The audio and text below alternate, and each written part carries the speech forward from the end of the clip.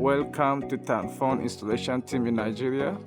This is the installation of 12 pieces 600 watt PV generating about 36 kilowatt hour per day. So we now walk in to see the entire system installation. This is 20 kilowatt hour lithium, each one is 10 kilowatt hour with 10 kVA kilowatts inverter. At present, we have about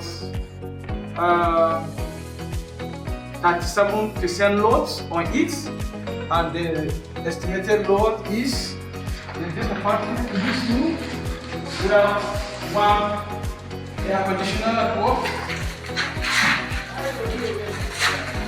This is the second room. As you can see, the AC, the second AC is working.